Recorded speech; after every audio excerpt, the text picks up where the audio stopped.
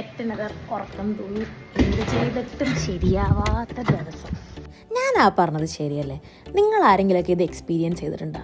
ചില ദിവസങ്ങൾ എന്ത് ചെയ്തെന്ന് പറഞ്ഞാലും ശരിയാവില്ല. അന്നത്തെ ദിവസം ഇല്ലാത്ത പൊല്ലാപ്പുകളും ഉണ്ടാവില്ല. ഇന്ന് അങ്ങനെ ഒരു ദിവസമായിരുന്നു. മടി പിടിച്ച് എങ്ങനെയോ ഓഫീസ് വരെ എത്തി.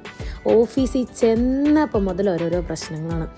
ഒരു ഡ്രോയിങ് തപ്പി എത്ര മണിക്കൂറാണ് ഞാൻ കളഞ്ഞതെന്ന് പോലും എനിക്കറിയില്ല. ഉച്ചയ്ക്കൊരു സൈറ്റ് വിസിറ്റ് ഉണ്ട്. അതിൻ്റെ ഡ്രോയിങ് എവിടെയോ ഞാൻ കൊണ്ടുവന്ന് വെച്ചു. തപ്പി മടുത്ത് അവസാനം ആസ് യൂഷ്വൽ തൊട്ടപ്പുറത്ത് തന്നെ ഇരിപ്പുണ്ടായിരുന്നു. അവിടെ മാത്രം ഞാൻ നോക്കൂല, ബാക്കി എല്ലാ സ്ഥലവും നോക്കും. അല്ലെങ്കിൽ അതങ്ങനെയാണല്ലോ.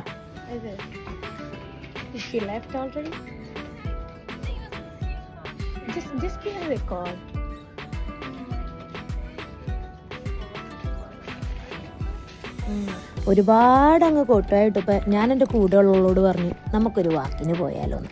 അങ്ങനെ ഞങ്ങൾ രണ്ടുപേരും കൂടി വാക്കിന് പറഞ്ഞു. We got bored at work, so we thought we will go for a walk. വാക്കിൻ്റെ ഒപ്പം ഒരു കോഫിയും കൂടി ആവാലോ എന്ന രീതിയിൽ ഞങ്ങൾ നേരെ ബൊബയിലേക്ക് വിട്ടു. Wasting money. My mom says it's wasting money, but it's fun, my mom. അവിടുന്ന് 2 ബൊബയും വാങ്ങിച്ചു കുടിച്ച് കൂടെയുള്ളവരെ കുറിച്ച് കുറച്ച് കുറ്റമൊക്കെ പറഞ്ഞ് ഞങ്ങൾ നേരെ ഓഫീസിലെത്തി.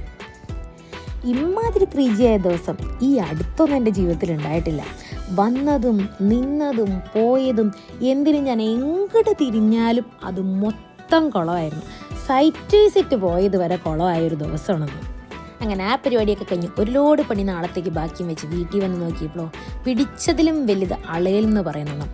എൻ്റെ കട്ടുമ്പോൾ 1 ഇഞ്ച് സ്ഥലമില്ല. 5 ആഴ്ചയായിട്ട് മടക്കാനുള്ള തുണികളായി കിടക്കണം. അങ്ങനെ ഒരു ദിവസം എല്ലാം 3G ആയാൽ ശരിയാവില്ലല്ലോ.